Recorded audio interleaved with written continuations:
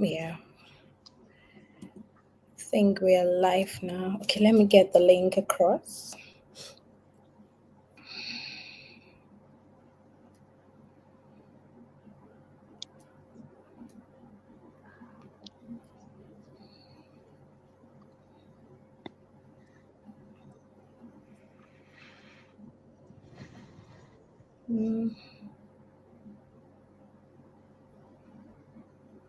No, Kenny, you could share it on the Roots Redefined page, Okay. I will share it to me. Yeah. So we have shared it to you as well. Okay, thanks.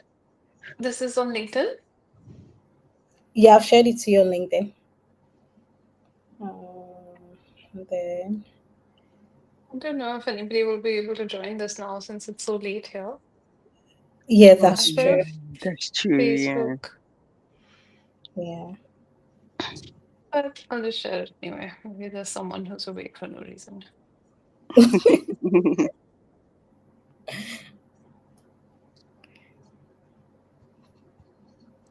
I'll just share it on my family groups.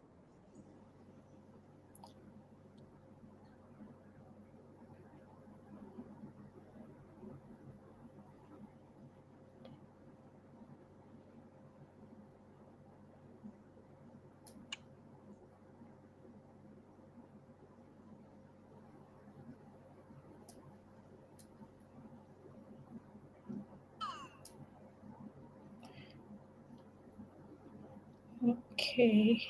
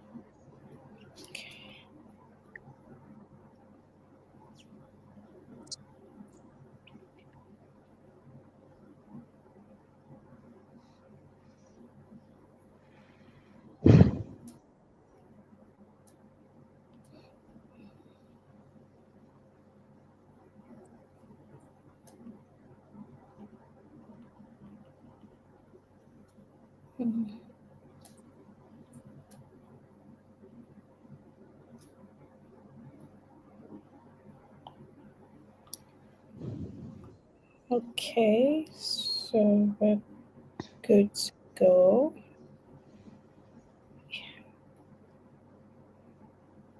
Oh, it's a Facebook link. Pardon? But that should be fine. Would you want me to send you the YouTube link as well? No, I mean, I'll post that later. Oh, you can Okay. share it. You can share the link with me later. Um, Okay, so we're good to go. mm, Um,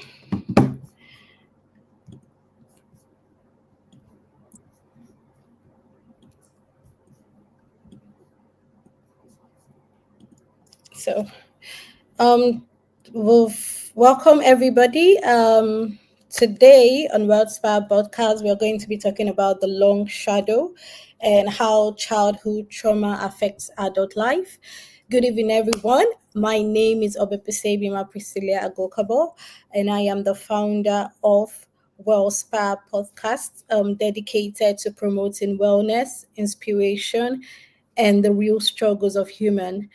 And as we all know, childhood experiences shape the way we see the world. What happens when those experiences include trauma? In this episode, we dive deep into the lasting impact of childhood trauma on adulthood exploring how it influences our mental health, relationships, and personal growth.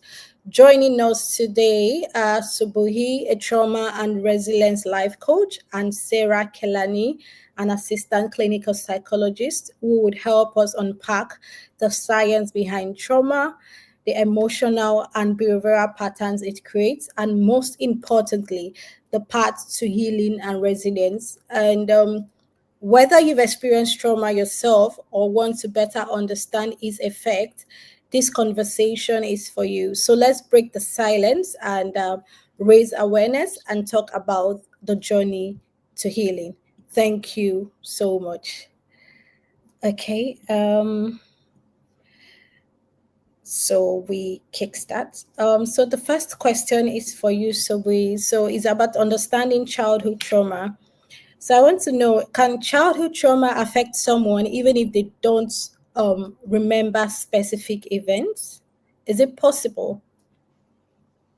So a lot of trauma, a lot of times when you experience something that is stressful or overwhelming, which is and also traumatic events, um, it doesn't have to be that you actually remember it because the memory forming parts of our brains are in the parasympathetic, like the rest and digest part of our brain, and that gets shut off when you experience trauma. So actually, I would say that a lot of times, if you've experienced trauma, you might not remember. Um, and also, even if you don't remember, a lot of things that we experience happen, especially if you think about childhood trauma, if it happens below the age of 7, our child brains are not equipped to actually handle it. And so they haven't been able to even understand, make a memory of it that's reliable or understand, like it doesn't even make sense. So in that case, also it's there, the body will remember it, but the mind will not. Or I mean, it's all connected, but essentially you'll react to something even before you realize or think about what is happening. So your body is remembering it. So there is the trauma, whether we have memories of it or not. Wow. Okay. So one way or the other, you tend to remember it, even if the events are not detailed. Okay. So what are some common misconceptions about childhood trauma? Because I've had a lot of people say, "Oh, don't worry. Once you grow up, you forget about the experience. You get used to it, or you just try to forget about it." Do you think that's a common misconception about childhood trauma? Yes, unfortunately. It is a very common misconception. And the sad thing is that it's not true because, like I said, the body remembers. But some of like this is a big misconception. Another one is that it's only trauma if it's really bad. Like if it's a bad thing that happened, you might think of sexual abuse or like an accident or losing someone. In fact, I think in the 60s, 70s, I'm really bad with dates, but they had this adverse childhood experiences survey that they did, and they realized they had these, I think it was 10 or 11 questions that they asked adults. And if you had an ACE score that was a little higher, you actually ended up feeling the effects of those experiences even 50, 60 years later. And the effects were things like cancers, autoimmune diseases, and a whole bunch of other things, mental illnesses, that happened 50, 60 years earlier, when these people were children.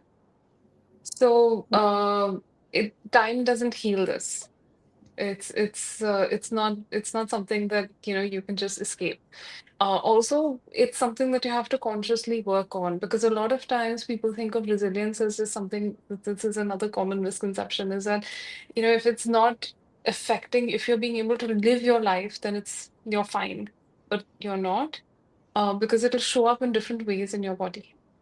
Another misconception is that if it's childhood trauma, it means that you must hate your parents or that your parents are bad. But like the truth is, families are complicated. Also, the other thing is that it can also be an experience of discrimination, and it doesn't have to be only by adults. It can also be like, if you're a child and you're struggling to fit in class, and your peers and your classmates, you know, Yeah. bully you too much. That's also trauma. And even growing up anywhere where your nervous system gets overwhelmed. So it's not just the big stuff. Those are some of the misconceptions. And let me see. I actually wrote some of them down because I knew I'd probably forget. Yeah, if you had your basic needs met, then it's probably not trauma. You should be over it. This is not time. It's not time bound. And talking about trauma, there's like talking about it won't make any difference. Um, yeah, just some of those things. Wow. Okay. So, yeah, from what you just said, talking about it won't make any difference. But do you think people should talk about it? I just feel if you find maybe a therapist or like you, a coach, we could. It's all about confidentiality, basically, because I don't want to relieve my traumatic experience to you, and then I'm hearing it from the next person. So that trust is being broken. Yeah, that's what I think, though, because some people, when they talk about it, they tend to get a sense of relief, and they are happy than when they don't talk about it. Yeah. Yeah, because I think a lot of times, and especially like, I mean, I don't know how it is for other cultures, but growing up in India, I know that a lot of these things we hold so close and we can't share a lot of our experiences. So there's constant gaslighting, and you hold it so close because you're not able to talk about your experience, and it is so normalized. So there are jokes about, uh, you know, yeah, my parents hit me because it's so normal here. It's Mhm. Yeah. part of growing up. And so when that becomes so normalized, just like the thing I say is like, the thing I like to remind people is that normal is just something that happens a lot. It doesn't mean it's ideal or safe or good. It's Hmm. just something that happens a lot. Yeah. So yeah. Okay. So, how does trauma impact both the brain and body in the long term?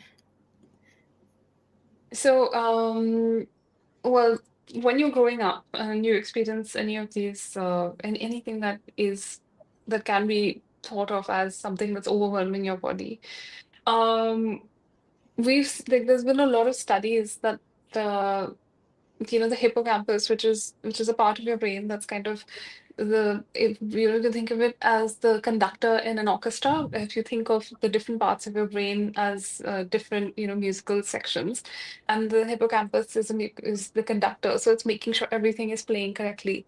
But as soon as you experience trauma, that gets shut off. And also repeated or like prolonged trauma, you've actually like there's actually been studies where the hippocampus has shrunk um in size. And that is something that happens over time. And so that's a big physical difference. But even apart from that, the thing is, because we are, so like there's another part of your brain which you can think of as the alarm system, the Mm-hmm. amygdala, and that reacts to things before, and you have to be able to kind of calm it down before it goes into overdrive. Because once it gets overwhelmed, then basically it's your survival brain that's turned on. Everything else is shut off. So that happens more often because it's like every other part of your brain is off so quickly. And this is like because our lives are lived from our learned experiences. So if I've experienced something bad in my childhood, I don't trust that I'll experience something good. And so that's what the amygdala remembers. It's Yeah. that this is bad, and so it's only going to be bad. So it reacts very quickly. And even apart from that, because like as you said, the body remembers what you've experienced. Um, Yeah. all kinds of mental, physical illnesses, including your gastrointestinal, cardiovascular, of course, like a host of mental illnesses.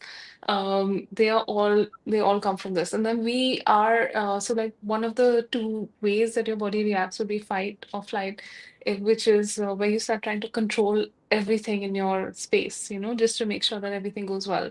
And this can look like anger, and this can look like anxiety. And we're geared towards that.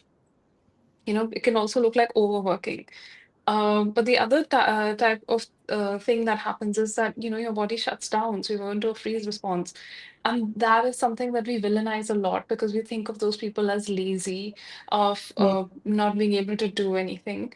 And this is just how we kind of live because these are all essentially survival or protective mechanisms. And this is how we continue to live. So these behaviors that we kind of learn to cope with as children are behaviors that become expound as we grow up. Wow. Okay. Wow. Okay. I didn't know that. Thank you so much. So Kenny, over to you. What exactly? So what will you describe childhood trauma to be? I know Subuhi has thrown more light on it, but what exactly is childhood trauma? So if I meet an adult or I meet a child and Mhm. say, okay, what do you define childhood trauma to be, and all these, and how does it differ from general adversities of life? Yeah. So I would describe childhood trauma as something that happens when, obviously, when you're a child, that's really overwhelming. And so I guess the key parts is that it's overwhelming and you have a lack of control over what's happening to you. So, or you don't have any control either over what's happening to you. And I guess when it happens in childhood, a lot of the time we don't have control over our lives.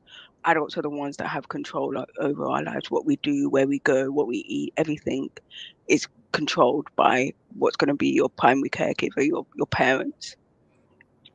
And when something happens where it's really overwhelming for for a child to understand and to process, and they can't get out of that situation, they have lack of control over that situation, that becomes what we would call a childhood trauma, essentially. Oh, Does that okay. make sense? I don't know. Yes, So please. It does. wonderfully put. Yeah. Okay, so how do early traumatic? So Kenny, this is for you as well. So how do Okay. early traumatic experience shape brain development and emotional processing? Because I've heard a lot of people say, oh, they really didn't experience love, Mm, attention, affection during growing up, and mhm. that has shaped their emotional developments and how they react to some certain kind of things. So, Yeah. how does early traumatic experience shape brain development? Yeah. So every human being, every child requires that love, they require belonging, they require safety.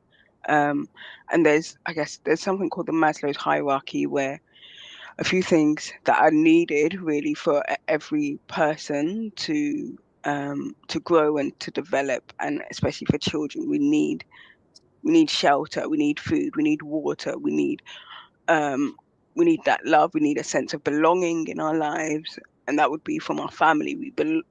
Feel like we belong in our family, and those things are necessary for us to grow and to develop. When we don't have those things, which is essential for our growth and essential for our development as we're aging, um, they affect our our our bodies and our brains in multiple different ways. So when it comes to our body, and when it comes to our brain, sorry, um, as Sabuhi explained, the the hippocampus gets smaller, and research has shown that the hippocampus gets smaller, and essentially it affects basically, and it can affect basically every single part of our brain. So if it can affect things like our memory, it can affect things like our reasoning, it can affect things like our reaction to anything. our reaction to events, our reaction to a bang, our reaction to sounds, our reaction to smells, and it affects it can affect all of our senses as well. And with that being said, um, we are more likely to get triggered a lot easily because of those, I guess, the trauma that we've experienced in the past. So something, as we grow older, something like someone touching you, even if it's gently touching you, can be very, very overstimulating and feel like it's some kind of attack upon us because of what we've experienced in the past. So as Subuhi said, it has, trauma literally has an imprint on us, and we would think like it would go away as we grow older, but as said before, the body keeps the score. The body is able to remember what's happened.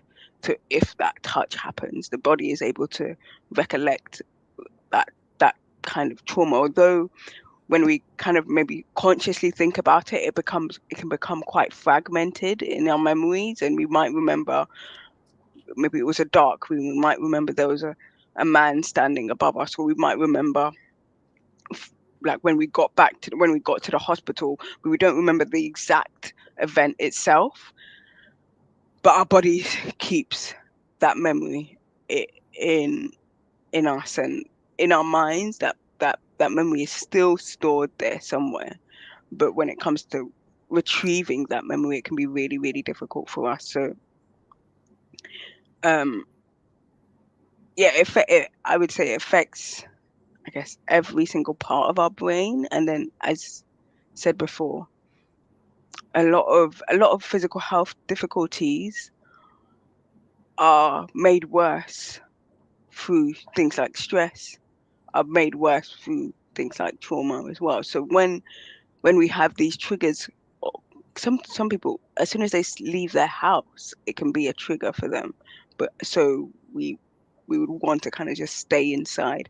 But if leaving the house is such a trigger for them, then they're going to be triggered every single day. So that stress response is going to keep on being triggering that kind of, I guess, the sympathetic nervous system, which is when um that flight or flight response is activated. So that's when our heart beats a lot faster, when we're breathing a lot quicker, our lungs are going up, the blood is being pumped around our body because we're ready for some kind of action. We're ready to do something. Our bodies are ready to do something in order for us to protect ourselves, to survive.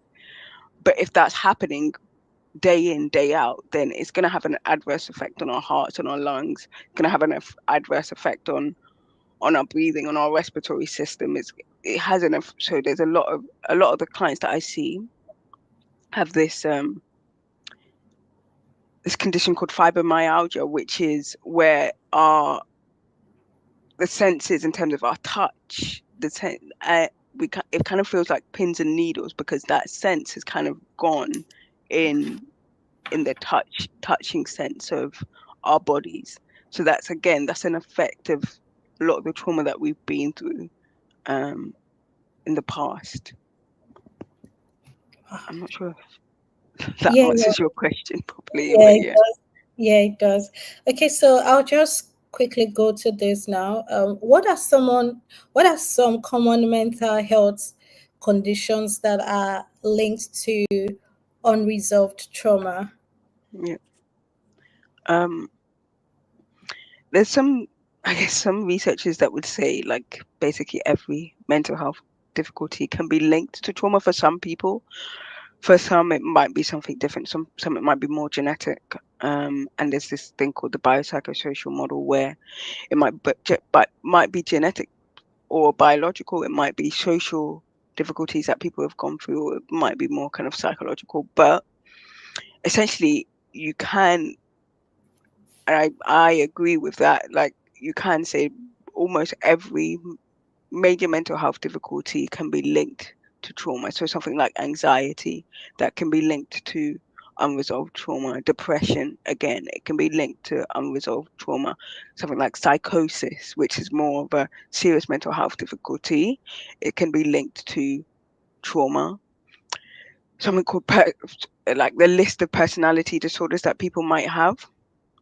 So emotional unstable personality disorder that can be linked to trauma, um, social personality, uh, social anxiety personality disorder that can be linked to trauma. A lot of these things can be linked to, if not, I agree that almost every single mental health difficulty can be linked to trauma, and obviously the biggest one is PTSD, where post traumatic stress disorder, which is where it's linked to maybe one major event or a couple of major events that were linked together, or a repeated major event, traumatic major event that's happened in your childhood or happened in your adulthood that has an effect on how you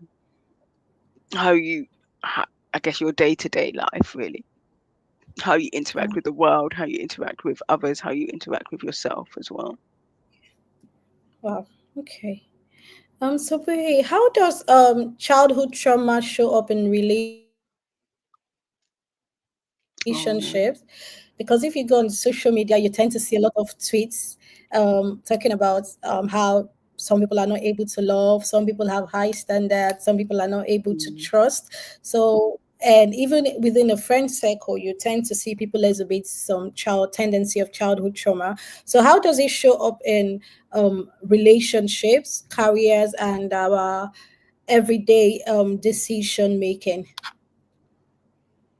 Um, I just want to add a little bit to what you were saying earlier. On social media, everything now is about narcissists, and everybody seems to be a narcissist, mm, even though it's an actual, condition that needs to be diagnosed properly, and or rather, everybody's diagnosing everybody. I find Yeah, that very, mm, um, well, not, I'm just going to say I don't like it very much. I think it's a mm, problem. But yeah, so what ends up happening is I think when we're growing up, what we see or how we are treated or how we see our people being treated, we often think normalize that again. So if you grow up in a household where parents don't really get along, mm-hmm. that might seem like a normal relationship to you. It might mm, seem like even if your parents get along, but they don't really, treat you very well, you might grow up thinking that, okay, fine, I don't really deserve to be treated well anyway.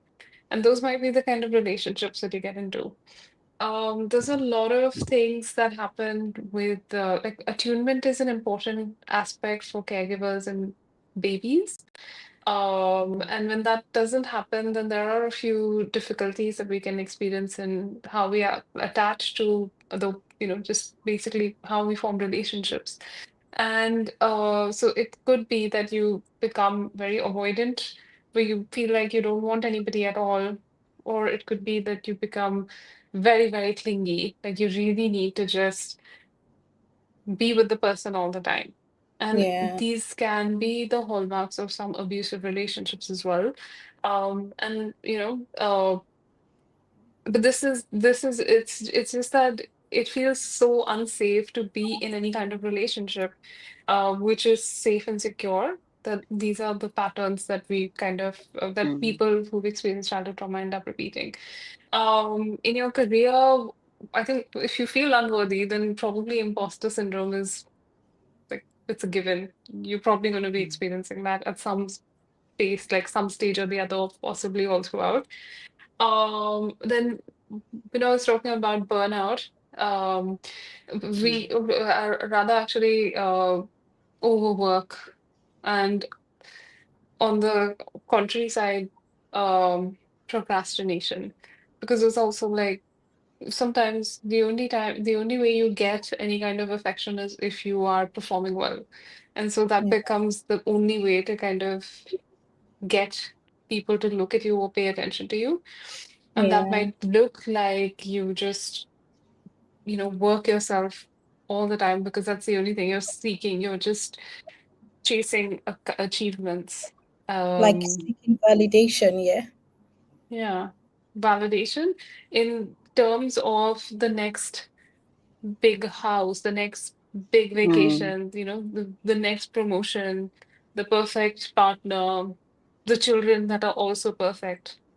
And in general, I guess it's just, I would say that imagine if you are, and I mean, and this is actually true. Like this is how people who've experienced a lot of childhood trauma would be experiencing the world. But we might not, like, you might not know that that is what's happening to you. But Yeah. it could be like you are basically waking up in living in a world where you see threats everywhere all the time. Mm-hmm. Every little thing is a threat, and everything is scary, and nothing feels safe. So that's how you live your life, which is Mm. that you're scared to do anything. You're Yeah. scared Yeah. to form secure relationships. You're scared to form relationships, or you lose yourself in the process of trying to be with somebody, or to get something, like this might be the, people pleasing, which is a very common response as well. So yeah, it's just essentially that. I think Yeah. that's relationships, careers, and every day. Yeah, so you Mm. brought about people pleasing. I think there's a question here. So he's asking, is people pleasing part of childhood trauma? So Kenny and Sobi, the floor is open. So what do you think? Do you think people pleasing is it linked to childhood trauma where you want to be in the good books of everybody and then you deprive yourself of a lot of things? Yeah. I think so, Yeah. yes. Yeah. Um, yeah. So when I guess when someone has maybe people pleasing tendencies, they want to, I guess they seek the validation of others, and that might be someone in authority, an authority figure who maybe never gave them any validation whilst they were young, maybe never gave them any kind of I guess positive reinforcement and let them know that they're doing well. It might be at school or everything was quite criticized from them, and that might be also a parent, it might be a teacher, it could be anyone that was kind of like maybe an authority figure. And again, that's something that they have a lack of control of. They can feel really overwhelmed by if they're always being criticized by a parent, or if they're always being criticized by, I don't know, a teacher. Again, they can, not only does it reduce someone's self-esteem when they're a child and reduces their own kind of self-worth, but also it makes them want and kind of they have the desire of that validation from others, and I guess it affects them again in the long term because of Yeah. what they've experienced before. Okay. Yeah, thank you so much. Subu, do you have any other thing to add to this question before we move on to the next? Yeah, I think that this is also one of the answers that I've got for a later question, but I'm going to say it now anyway. Yeah. Um, with a lot of things, what happens is like if you don't feel like you're enough, then that means you have to do whatever it is to become enough, and usually that is just to be somebody else. So Okay, it's could you like say you that again? become So, a yes, if you don't feel like if you don't feel like you're enough, you're you enough, have to do whatever it is to become, enough. So usually you oh, just become someone else. Mm. Yeah. yeah, And it's like okay, you're a chameleon because you can be one person with one group of people and a completely different person with another group of people. It's like Mm. it's hard. so it's like a personality disorder then. Yeah, like conscious though. We don't want to like pathologize things and Yeah, make everything into a mental health disorder, because it's not. Not everything is a yeah. mental health this Okay, disorder or difficulty. okay. So the next question is, do you think, okay, so I'll just two questions at once. So the first one is, what are some signs that someone might still be carrying on unprocessed trauma? And then the other one is, can trauma be passed down through generations to generation, and how does that happen? So I think Kenny really covered all of the things that happen when you have, Yeah. when you have unresolved trauma. So I'm just going to take the other question, which is yes, that it does go down. So they have all these studies on epigenetics, and there was Yeah. somebody who conducted a few studies on rats, in which they gave this rat a little shock every time they were made to smell a cherry blossom. Mm. And 7 generations later, even though none of the preceding generations of rats ever had any of these experiences, even 7 generations later, when the smell of cherry blossom came, the rats were stressed. So it carries in your genes. Yeah. And that's your, like, that's it becomes part of your genetic makeup. And they have a lot of studies that they've done with people that were survivors of the Holocaust, and they do a lot of studies on, like, this is something that they're studying a lot, and epigenetics is a big thing that they're really studying, because I think also longevity research is really big, and trauma, of course, is very bad for longevity, because it does make you very prone to diseases. Mm. And but even apart from that, even if you just look at it in the social way, if I don't know what safety feels like, and if I don't know what safe love feels like, how am I going to give that to my child? Yeah. And Yeah. if that's what my child experiences, and Mm. that's the world that they experience, is how they're going to give that to their child then. Mm. And Mm. so, even in just the social context, this is what happens. And of course, the thing is, like, as we go through the generations, you'll see there's always something different, but we're always operating within that space of being extremely dysregulated. So, Mm. even if we try to do something like, I didn't have that, so I'm going to give my child that, Yeah. it might be that we, do it in a not healthy way. Yeah. So, for example, I want to give my child the freedom that I didn't have. I might expect them to really use it, and I might get annoyed with them if they don't. Mm. So, it's just this Yeah. it. Okay, that. If you don't know, then that's what'll happen. Like, I mean, how are you going to teach somebody what you don't understand? Yeah. Yeah. So there's a comment here. It says it's interesting to know for some of us that personality disorders are genetic. So, uh, yeah, I think this question, I think you and Kenny have touched on it. It says, how does childhood trauma influence a person's ability to trust, set boundaries, or regulate emotions? So, if you take a case where, in a family where both parents have got favorites, I think that should be a good example, because you hear parents say they've got no favorites, but actually they do have favorites within their among their kids, but they try to Mm. say, oh, I love you all the same, I love you all Mm. equally. But if we are being honest with ourselves, that is not the truth.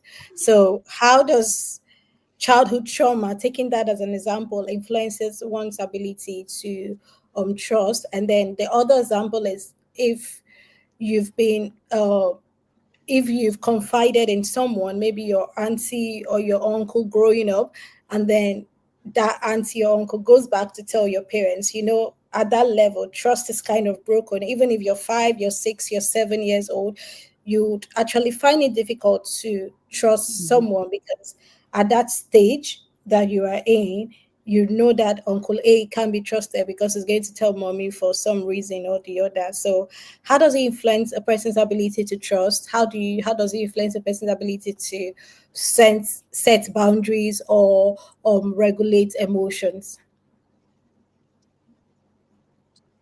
Um, okay, yeah. So of course, like, because if you have these kinds of experiences, then you are hurt.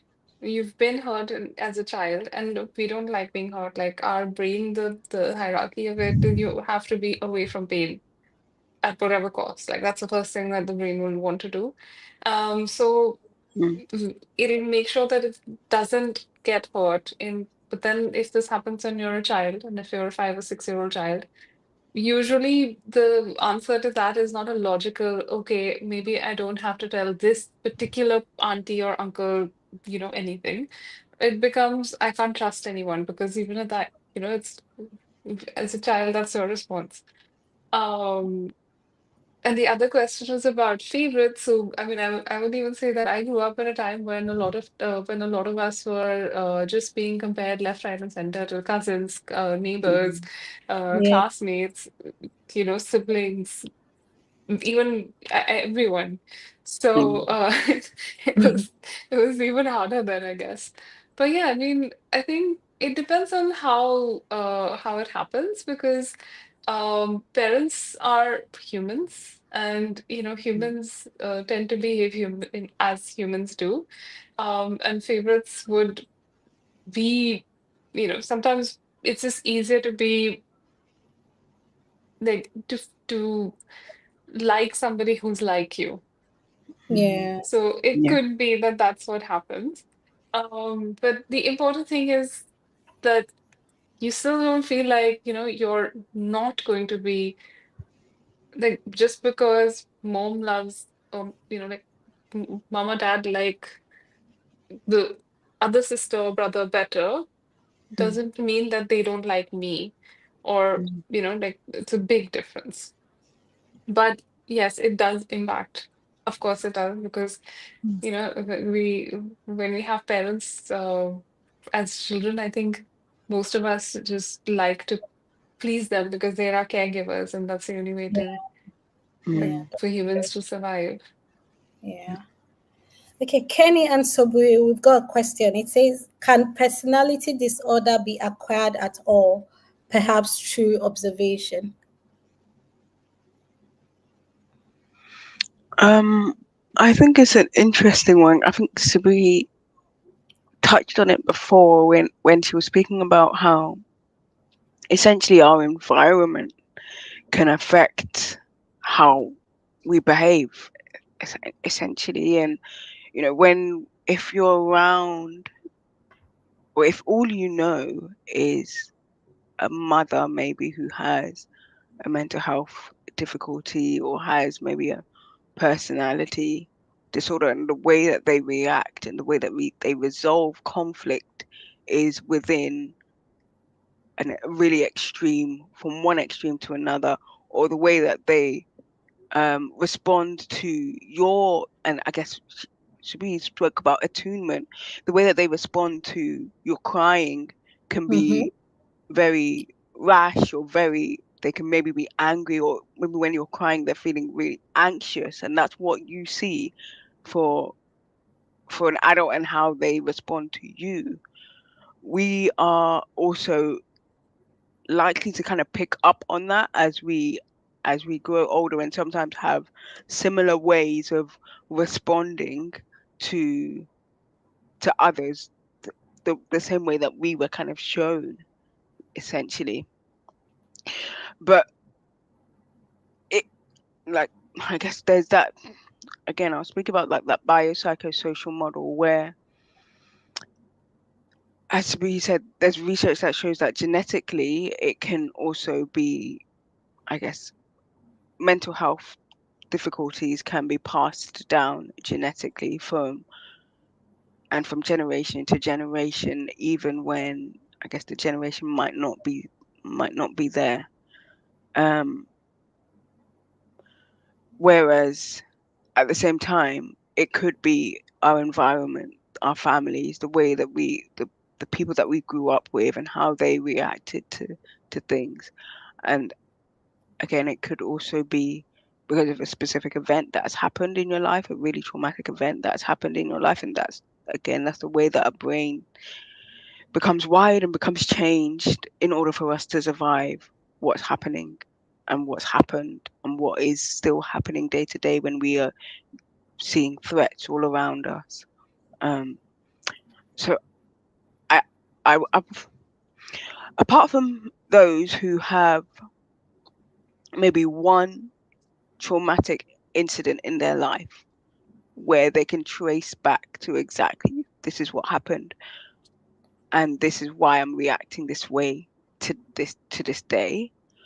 Majority of people, it will be a combination of, and everyone's going to be individualized. It will be a combination of not just genetically or kind of our social environment and what we've seen in our families or a specific traumatic event.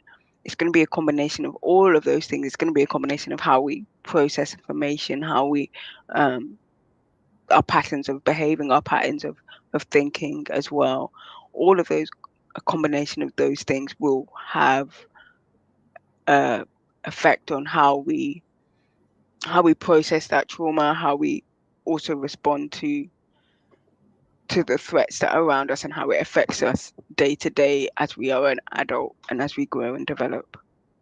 So Okay. I guess I would just want to steer away from it being just one reason or one, like it can't, it's not just going to be your mother or it's not just going to be your father and how they treated you. It's also your patterns of behaving. It's also your patterns of thinking. It's also your feelings as well.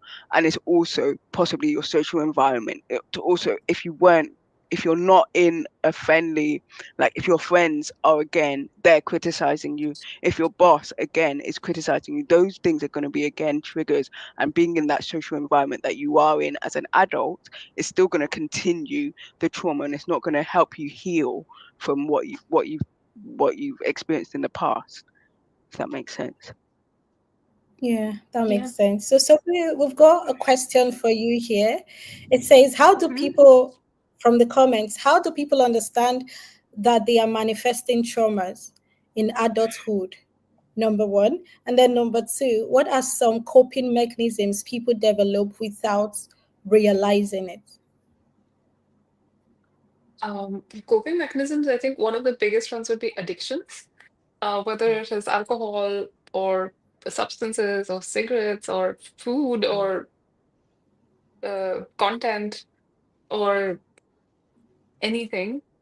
I Mm, think that's a very like it's a very easy to find now, especially with our phones and like devices. It's a very easy to find distraction. Very easy to and all. I don't know how it is everywhere else, but like in India, everything is now online. I mm, can just get on my phone and on an app and order a bag of crisps and they'll be here in like 10 minutes. Everything is online. So there's no need for a delayed gratification. And so that yeah. keeps feeding our thing also. Mm, About the manifestation, Yeah. I didn't understand the question exactly.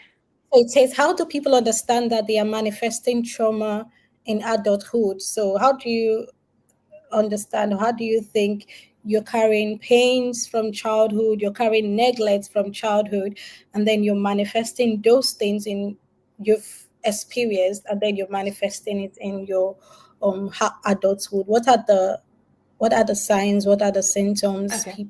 Because yeah I always get confused when the word manifesting comes in. I always get confused about whether it's spiritual or is it like the physical. yeah. So in both senses, I think one of the things is that you create patterns that keep getting repeated, Mm, and those patterns keep getting repeated until you can clear your way or work through it and get out of mm, it. And so the yeah ways that would show up again, like because your body is overwhelmed, um, your nervous system is completely overwhelmed, and so it's not able to get through the tasks that are required every day, but also relationships and work and everything. So some of the ways that it would show up would be being in relationships that are unhealthy.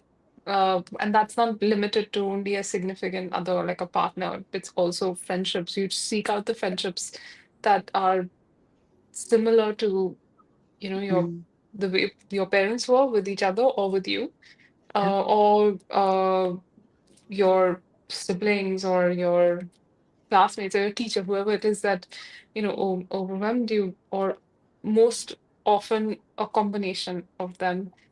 Mm, Physically, your again, because of the way addictions play a part in it, this will be a big thing that you can really look out for. Are you able to just sit quietly without people, phone, food, etc., for just 5 minutes with yourself and have a conversation with yourself? Is that possible? Um, Also, dissociation happens a lot. So you kind of feel almost like this is not me, this is Mm. not my body. Mhm. Um, and so that's one of the things. So your body might even feel numb.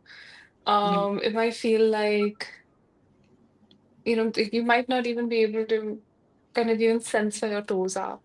On the other hand, it could feel also like you're very restless. You need to be able to have everything. I mean, I don't know if one of the things is like maybe people say that, just chill out. Mm. A lot of times people will be able to tell you because for you, this is your behavior. Yeah. So one of the things, like when I was growing, when I was in my 20s, I guess, I was talking to a friend of mine and I told her that I'm no longer thinking of the worst outcome in every situation. And what she said is that I thought that was part of your personality. So, like the thing is, even these things that actually become a part of your personality are actually trauma responses. So, catastrophizing, thinking that the world is out to get me, think everything is like black or white, Mm. extremes. Because the thing is, like when your brain goes into survival mode, the reasoning part of it shuts off. Mm. So you're not really able to have a conversation with another person that makes with an open mind or an open heart. So even if I'm to ask you, for example, could we have done this differently? Yeah. Um, if you are in like, a safe space in your mind, like you're feeling safe, you're feeling regulated, you'd be like, yeah, okay, we can think about that. But if you're not, immediately it would feel like I'm threatening you. And the mind doesn't know what is a perceived threat and what is a real threat. Yeah. So I hope Uh, that answers your question. I think I went off a bit on a spiral. okay, Kenny. So, what are some of the most effective therapy techniques for healing childhood trauma? And Mm. can you also share some ground techniques that help Okay. individuals manage traumas when they are being triggered? Yeah, of course. So some of the, I guess, some of the effective techniques and therapy techniques that work when, I guess, processing childhood trauma include, so there's a lots of different tenets of therapy. So one would be psychosomatic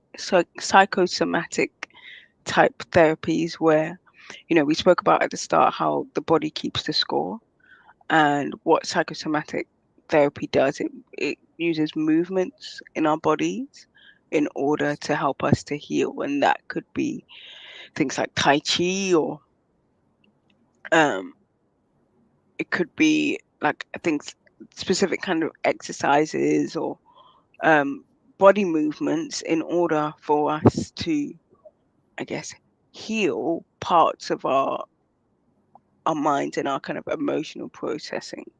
um there's also a therapy technique called EMDR, which is um, eye movement desensitization reprocessing, which again is backed up quite a lot um, by research to say that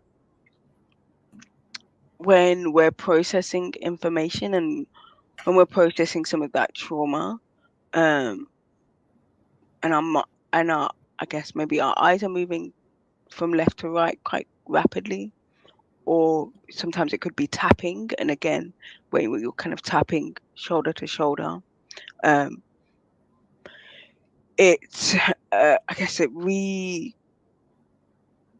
I guess kind of reorganizing parts of our brain systems in order for us to process what's happening and process what happened in the past. Um, I would say I can't think of any others at the at the top of my head right now. Actually, okay, there is uh someone called dialectical behavioral therapy, which again uses tools and techniques like grounding, like there's another question here about mindfulness, um, that would help us to I guess essentially what you're trying to do when it comes to grounding techniques or mindfulness techniques is stay in the present moment. And we know that people who have experienced trauma tend to go into the future or into the past when they're having conversations with people, when they're literally just sitting here, but like myself, if I'm sitting here right now, but I'm thinking about maybe the past podcast we did and thinking about maybe what mistakes I made then, or what I maybe was meant to say then, or maybe I'm thinking about something coming up in the future and how I might go into that situation, how I should speak in that situation. Um, what we're doing, what I would be doing then is not thinking about this presentation, thinking about what I'm saying. And when we do grounding techniques, when we do mindfulness, we try to stay in the present moment. And even when thoughts come, so specifically with mindfulness, even when thoughts come about the future or the past, we let that go and we focus on the right here, right now. So I would focus on what I'm saying. I'll be focusing on what I can see. I'll be focusing on what I can hear, um, what I can feel. Um, and in terms of some grounding techniques, I guess one of the easiest grounding technique is the 5 4 3 2 1 technique, where which is used also not only with people who have trauma, but also with people who have um, something like autism or ADHD in order for them to, I guess, focus their minds on something. So what you do is you say 5 things and you say these things out loud so that you can process what you're actually looking at, what you're actually hearing, what you're actually feeling, what you can smell, what you can taste. So you would say 5 things that you can see. So right now my place is a bit of a mess. So I can see my glasses case, I can see my phone, I can see my laptop, I can see sellotape, loads of random things. Then you would say 4 things that you can either hear or touch. So that could be things on your body. So right now I'm wearing jeans and I'm not necessarily touching my jeans, but if I actually focus on what's on my trousers, I can still feel what's on my trousers. I can feel the book that's on my lap as well. You would do 3 things that you could hear.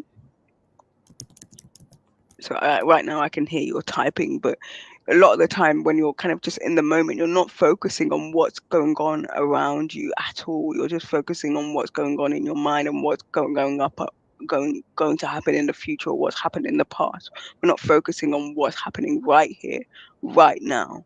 Um, then you would do 2 things that you can smell, and that could be like smelling your jumper. If you can't really smell much in the air, you would smell something that's on you or nearby. And then 1 thing that you can taste, and that's usually the last thing that you ate, usually. Or if you're eating something, you can I guess go into um, the senses on what you can taste, and I guess that's also linked with mindfulness. So a lot of the time we try to teach clients how to do mindful eating or how to do mindful walking or how to do mindful breathing, how to do lots of things. Anything you do literally day to day, I can literally mindfully drink, and essentially what I'm doing is I'm trying to focus on exactly what I'm doing at that point in time, and that would be whilst the drink is going into my mouth, I'm really thinking about me touching the lid of the bottle with my lips. How does that feel? Is it cold? Is it warm? Is it hot?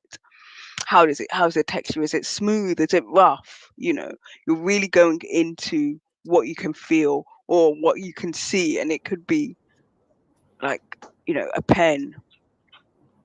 I can feel the roughness of this pen at the top of this pen right now.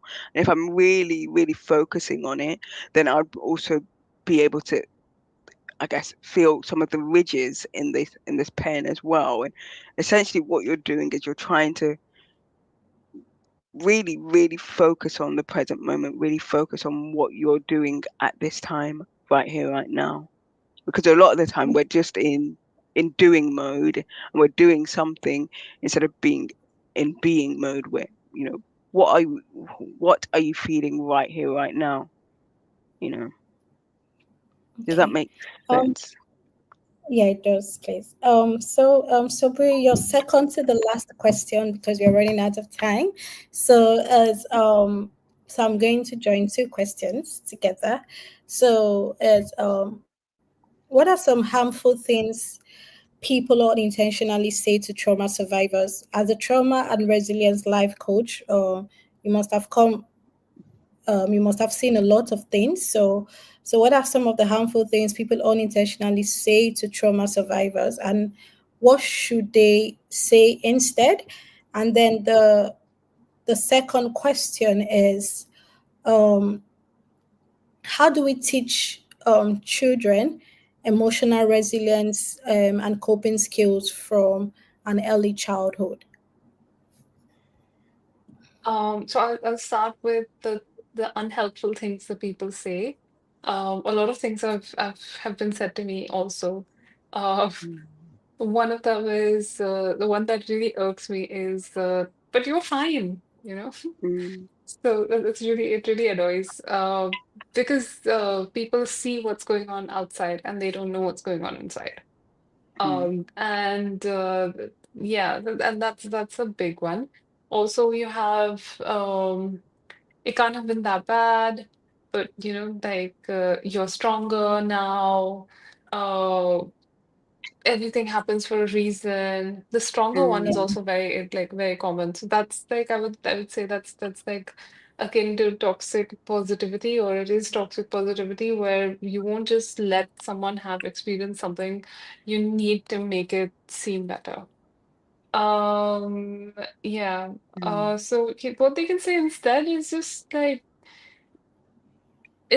so when somebody you care about, or even someone you don't care about, when someone in front of you is ex either narrating or experiencing something that you can't control, or like you that's making you uncomfortable, you'll feel that discomfort and very quickly you want to make that feeling go mm, away. So a lot of times what that will look like is saying these things to just shut down that conversation, or mm, saying these things in a way that maybe you'll feel better if I say it, thinking I'm going to make you feel better if I say something like you're stronger now,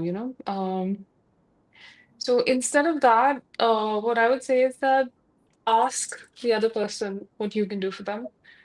Most of the time, all they really need is just non-judgmental listening, or even yeah, just sharing a space. Um, because that's something that the safe space is uh, is a rarity. It's not mm, something that a lot of people experience. So that is the first question. And for the second one, how do we teach emotional resilience? So, I would say first learn it yourself. Understand that the nervous system is acting out of a protection mechanism, and all it wants to do is keep you safe. So, if a child is acting out, it's probably dysregulated. If a child is screaming, if a child is crying, if a child is shut down, it's probably dysregulated.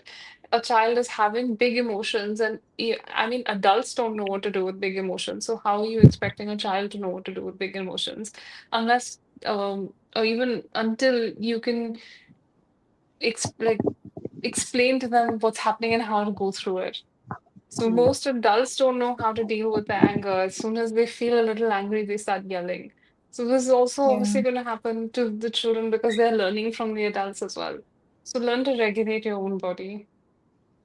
And also tell your child that it's, I mean, tell your child or tell the child that you're caring for that it's okay, whether you're a teacher or an aunt or an uncle or a grandparent or whatever it is, a neighbor.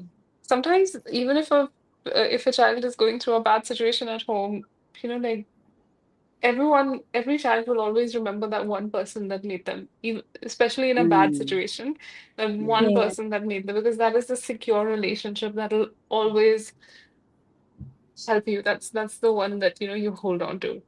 So be that for yourself as well, and then for others.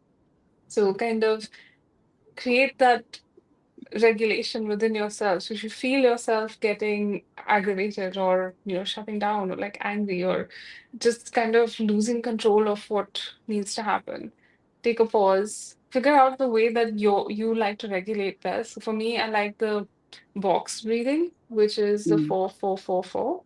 Where you breathe in for 4 seconds, you hold for four, you breathe out for 4 seconds, and then you hold for four.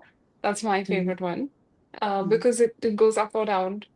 It can bring you down if you need to go down, and if you bring you up if you need to go up. So, figure out what it is that's available for you quickly and Mm. practice it when you're not Yes. dysregulated. So that is a really important thing because otherwise it's like Yeah. giving someone a guitar and expecting them to go and perform live in front of 100,000 people. Right? It doesn't work in a crisis situation unless you've practiced it in a non-crisis situation. Yeah. And then when you're able to do that, then you can also do it with your child or the child that you're caring for at that time. Um, Talk about feelings, like naming your feelings, because most of us don't still know what feelings can be. Mm. I think we know anger and we know happiness, and like for a lot of people, that's it.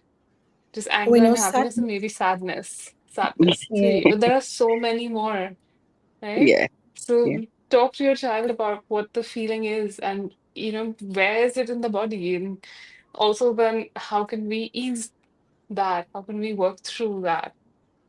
Mm. Yeah, I think those are the big ones. Yeah. And Okay. also tell your child that it's okay to set boundaries. You don't have to give that auntie or uncle a hug if you don't want to. You Mm. don't have to Yeah. come out and um, like be with mommy's friends if you don't want to. You don't have to go and be with your friends, if you don't want to even. So like let your child know that it's okay for them to be them and do what they want. Mm. Again, this might be that I don't have children, human children, so this might be difficult in that sense. But yeah, like I know that we have to also push children to do things sometimes. But yeah. Okay. So finally, if you could give us one key message to trauma survivors, what will it be? And for a trauma and resilience life coach, you've got a lot of experience. And how do we listeners connect with you and learn more about trauma recovery? I think this topic has to be revisited, maybe on a larger platform. And this time around, we have to talk to the parents and work bosses as well, because people are going around with unresolved trauma and they're passing it to other people that have nothing to do with that trauma. So I think it's something we need to look out for, and it's something we need to educate people about it, because if you've got something you're dealing with, you don't have to be strong about it. So like you said, you have to be strong, you're human. I think if when I have the opportunity, I tell people you don't really have to be strong about it. If you have to cry, you cry. If you have to yell, you yell. If you have to do anything, just do that thing. So when you Mm. wear the marks of you have to be strong, then you just experience the trauma, you go into depression, you're just sad for some weird reason at the end of the day. So if you could give us one key message to trauma survivors, what will it be? And then how do listeners connect to you, and draw from your wisdom? I'm just gonna add to that thing that you said as well, which is strength is something that we don't understand. crying is definitely a sign of strength because it takes a lot to be able to express yourself and be vulnerable in front of another person. Most of the times when you cry in front of someone, it's not you that, I mean, like, the embarrassment is that another person has seen because even they don't know what to do with it. But like really Mm. being able to be vulnerable requires a lot of strength. If there's one message that I was to give people, it would just be that you are you're not broken. What happened to you was not your fault. Your body was trying to protect you, but now it's your responsibility to get better, to work through it, and to live a life uh, that can be happy, fulfilling, Mm. and also sad, like as when you get across all of these things, you can actually sit with uncomfortable emotions as well and be with them. It's okay. And as for people to get in touch with me, I have all of the Instagram, LinkedIn, and I have a website, which I will share with you. It's mindfulname.com. And Okay. in fact, I have an inner child healing course that's starting on the 12th of April.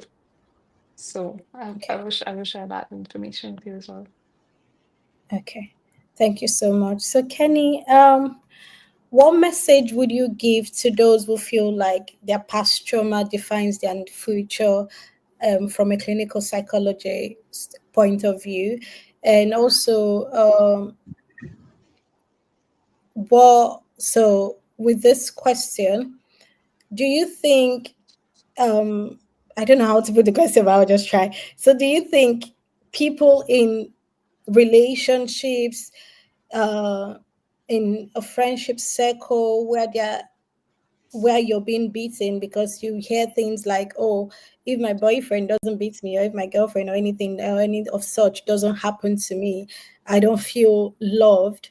Do you think that has to do with trauma? Because I do not understand why you'd think someone beating you is an expression of love, or someone being mean to you is an expression of love, if if it doesn't come, or it doesn't have to do with trauma. So what message will you give to those who feel like their past trauma defines their future? Yeah.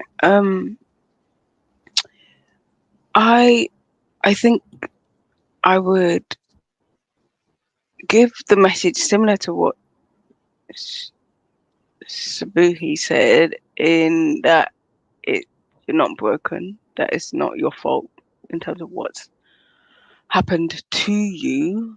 Um, but I think I'd want to give a message of hope, a message of resilience, that everyone who has gone through trauma, that's still, living to this day, they've had, I guess that's the thing where saying you are strong can have a bit of a double-sided coin, in that you unfortunately I've had clients who have like successfully committed suicide, and they've felt like it was too much for them to carry on with life. But the fact that, you know, if you've been through trauma and you're still here today, then that shows strength, that shows resilience, that shows that you are able to get back up and wake up every single day till today. You know, that shows that strength that you have. Um, and also to show that, there's many people that I've met, there's many people that I still, that I work with, that are going through the process of healing, but there's people that have been on the other side and reached the other side of this healing journey and this processing of what they're going through or what they've been through in terms of their trauma, that there is a message of hope, that there is a, a way out, that there is a better you on the other side, a stronger yourself on the other side of someone that's able to go through adversity and I guess and I guess become the person that maybe other people needed or need to this day, um, in life.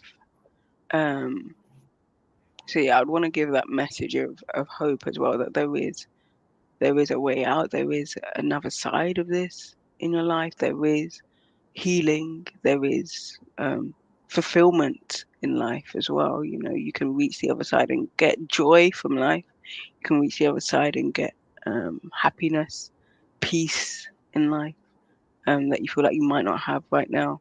And so, what was the second part of the question? Sorry. No, I think the second part of the question is just me trying to say that so you're in a relationship and you're being beaten, like whatever happened, Okay. and you think that is love, so that is your Mm, partner showing love. Don't you think that is coming from childhood trauma? Maybe you've seen um, parents or anybody beating up their partners and then they mm, reconcile at the long run, and that leads to domestic mhm. violence at the end, because Yes. Yeah. I'm trying to understand how you're being beaten, you're Hmm. bleeding, and then you still go back to that partner for love, for validation, Mm, for mm, affection as well. So yeah, that's mm. what I'm still trying to Yeah, get and I around. guess relationships are very dynamic in that. You know, when someone is being beaten, that's the thing. I just don't want to victimize or yeah, victimize someone in that. Like, okay, when someone is being beaten and in a relationship, when they are being beaten, there is another side of the relationship where the person is a kind and loving. Usually, unfortunately, it's men, where the person isn't a kind and loving man to the woman. But we tend to go to what we know. And that might be because of an abusive relationship that we kind of grew up in and that we saw when we were younger, and we saw that as a child, and all we know is violence in love. All we know is beating and domestic violence in some kind of contorted way of love, and what we've seen as a child. So we kind of go to that as well, and we might go to someone who was similar to our parents. Um, and that's where it could be kind of that childhood trauma, where it can be that childhood trauma, that what we've seen. And although maybe it wasn't us that were being beaten as a child, it was maybe our mother was being beaten as when we were a child, and we saw that in the home. That kind of guess what we call vicarious trauma of what we see, and we enact it as we get older. Um, and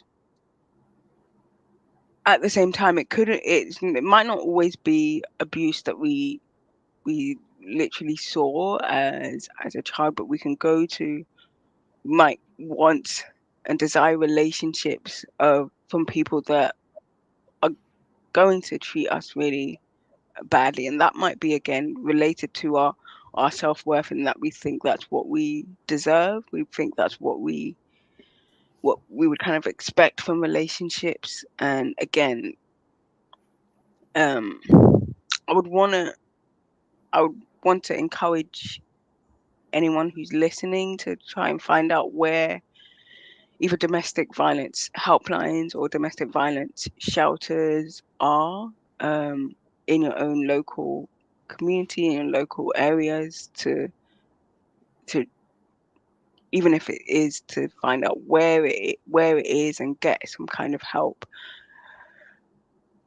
But we know that when people who have experienced or are experiencing domestic violence, they are more likely to go back to their partner at least 5 times within this relationship.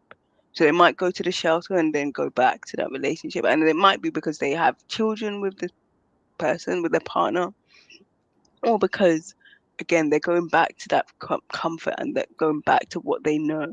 But I would encourage people that there is a life after this. There is a better life and much more fulfillment beyond the abuse that they're facing.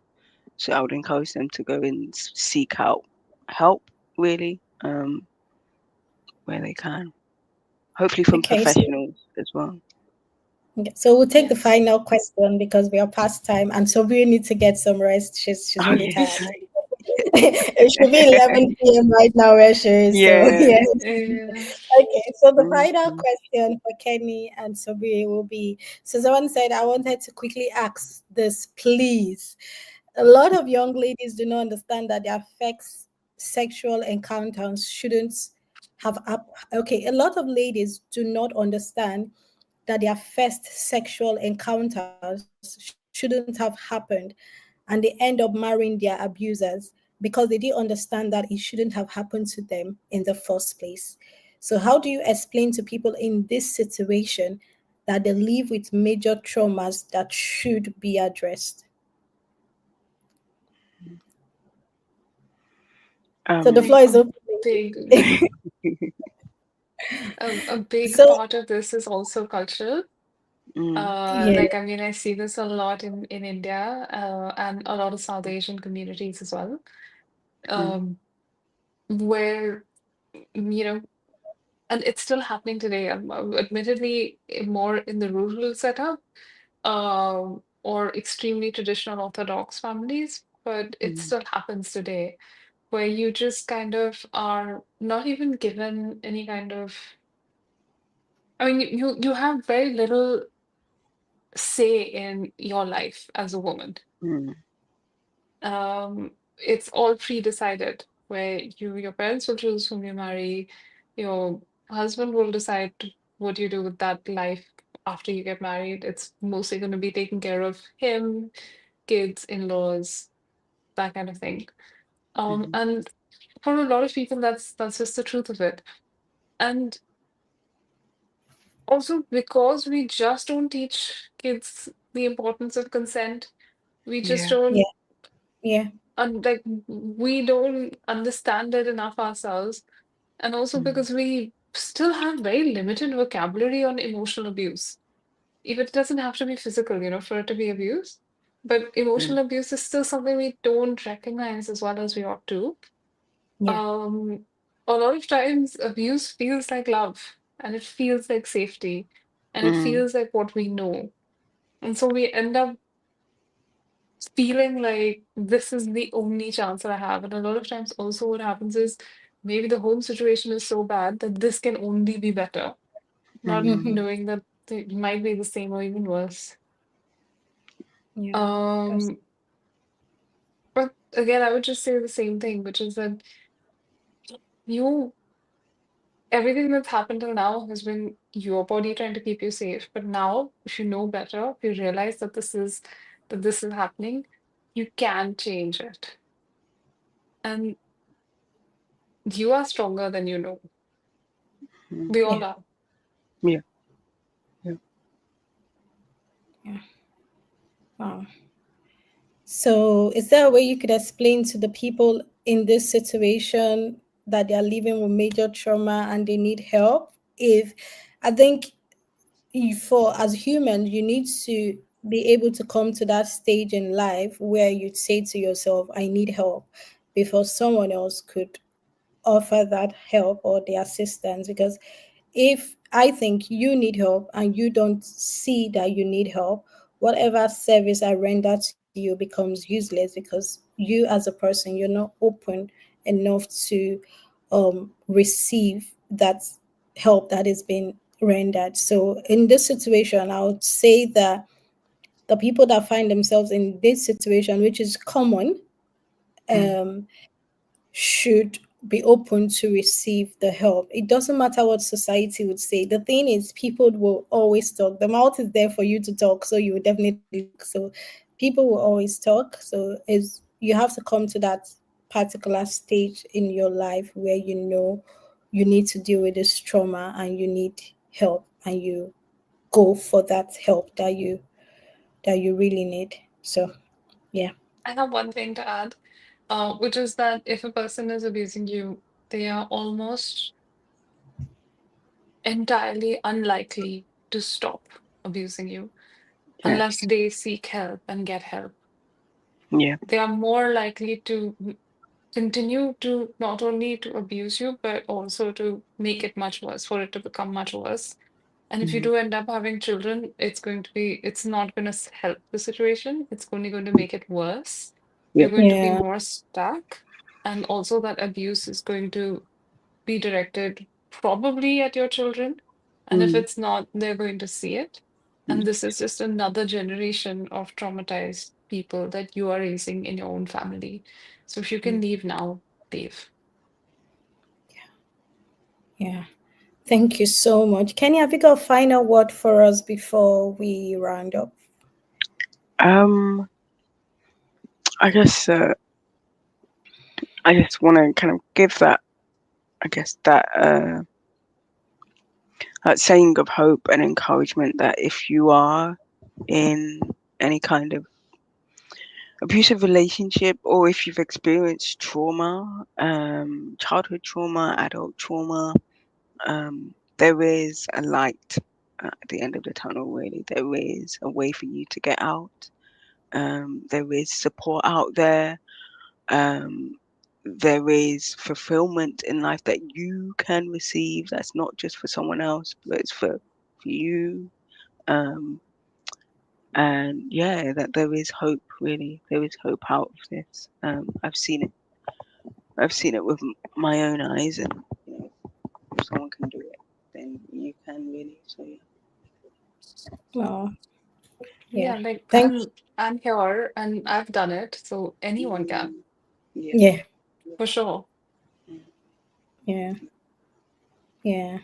And that is why I brought you on board, because I was reading through your stories and I've seen that you've done it. And I'm like, yeah, so you've got the experience. You need to let people know what you've been through, how you were able to deal with it. And you're still standing here, which is a good thing. So if you've done it, other people can as well. You just have to put your mind into it basically, and then you would scale through it. I'll always say you have only one life, so live it, because if anything happens to you within the next 24 hours of people posting on social media, 2 days later you've been forgotten. So why don't you make amends and work on whatever you're going through?